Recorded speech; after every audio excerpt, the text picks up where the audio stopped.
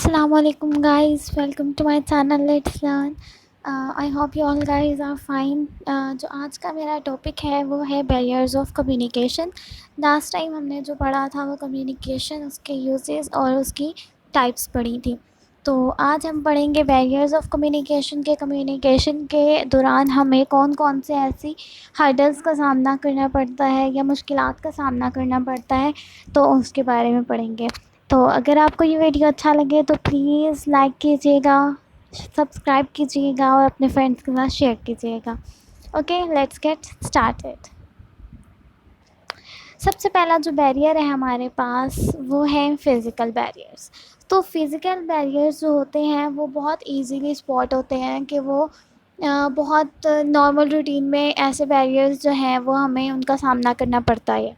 तो physical barriers are easy to spot. जो physical barriers होते हैं वो इज़ी टू स्पॉट होते हैं कि वो कभी भी हमें डेली लाइफ में बहुत आम होते हैं ये कि हमें इनकी मुश्किलात से सामना करना पड़ता है. For example, doors are closed. अगर दरवाज़ा बंद होगा तो हमारी जो आवाज़ है वो बाहर तक नहीं पहुंच पाएगी जिस तक हम अपना मैसेज पहुंचाना चाह रहे हैं. तो ये जो कम्युनिकेशन होगी इसके दरमियान में हर्डल क्या आएगा, हमारा ये डोर हमारी कम्युनिकेशन के दरमियान में एक हर्डल पैदा करेगा, एक मुश्किल पैदा करेगा कि हमारी जो मैसेज है वो दूसरे पर्सन तक नहीं पहुंच पा रहा है. तो नेक्स्ट है हमारे पास walls that are created. Room के अंदर फॉर एग्जांपल हम बैठे हुए हैं, डोर भी क्लोज है एंड देन हमारी जो वॉल्स हैं वो भी क्रिएटेड हैं, वो भी बनी हुई हैं, जिसकी वजह से हमारी जो आवाज़ है वो वॉल्स के अंदर ही एब्जॉर्ब हो जाती है, वो बाहर तक नहीं जा पाती है. और अगर डोर क्लोज होंगे तो डेफिनेटली हमारी आवाज़ जो है वो बाहर तक नहीं जा पाएगी. And distance between people all work against the goal of effective communication.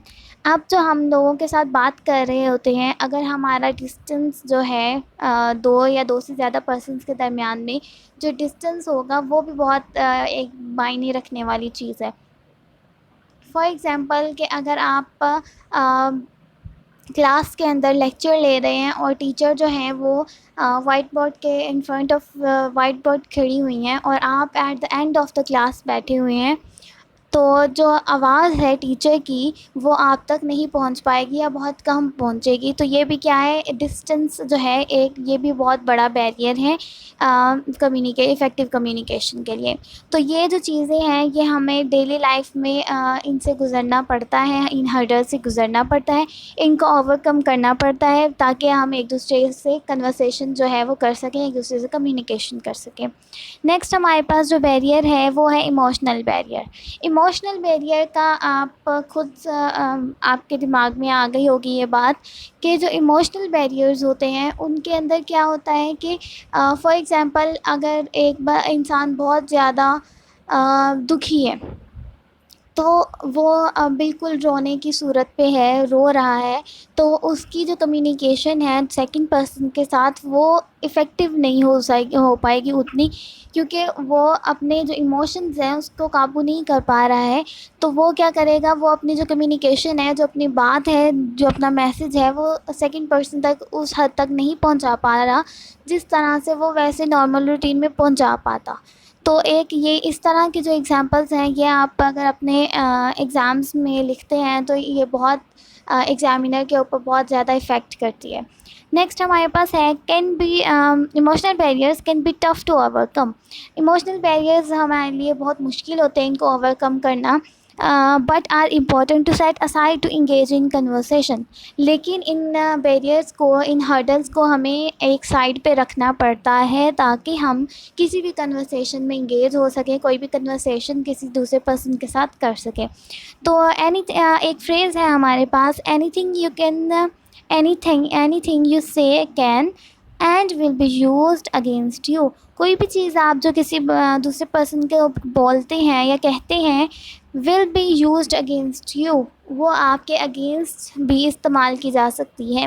एक ये फ्रेज़ है, ये क्या दूसरे पर्सन के एक पर्सन के जो माइंड है उस माइंड को क्या कर सकता है, डर में लेकर जा सकता है. कि इस बैरियर में ये है कि आपका जो इमोशन है, जो फ़ियर है, वो एक बंदे के ऊपर हावी हो जाता है कि अगर फॉर एग्ज़ाम्पल मैं कोई भी ऐसी बात ना कर दूँ कि किसी दूसरे बंदे को बुरा लग जाए, या कोई भी ऐसी बात ना हो जाए जो मेरे ही अगेंस्ट यूज़ हो जाए, میرے ہی مخالف استعمال کی جائے. تو اس طرح کے جو ہماری سچویشنز ہوتی ہیں، ایسے جو فیئر ہوتے ہیں، ان کو بھی اوور کم کرنا پڑے گا تاکہ ہم کسی بھی کنورسیشن میں انگیج ہو سکیں. Overcoming this fear is difficult but necessary. اس طرح کے جو ہمارے فیئر ہے، جو اس کو ہمیں اوور کم کرنا بہت ڈیفیکلٹ ہوتا ہے ہمارے لیے، لیکن دوسری سائڈ پہ یہ بہت ضروری بھی ہے. اگر ہم اس فیئر کو اوور کم نہیں کرتے ہیں اور اگر ہم ایک سائڈ پہ چپ ہو کر بیٹھ جاتے ہیں تو ہم کسی بھی کنورسیشن میں، کسی بھی کمیونیکیشن میں ہم کسی دوسرے پرسن کے ساتھ انگیج نہیں ہو سکتے. تو اس طرح کے جتنے بھی ایموشنل بیریئرز ہیں ان کو ہمیں اوور کم کرنا پڑے گا تاکہ ہم کسی بھی کنورسیشن کا حصہ بن سکیں. نیکسٹ ہے the trick is to have confidence in what you are saying. سب سے پہلی چیز آپ کے اندر ایک کانفیڈینس بلڈ اپ آپ کو کرنا پڑے گا. کانفیڈینس ہوگا تو اٹ مینز آپ تو کسی کے بھی ساتھ کسی بھی طرح کی کمیونیکیشن ہے وہ آپ کر سکتے ہیں. کانفیڈینس کے ساتھ آپ کو ہر کام کرنا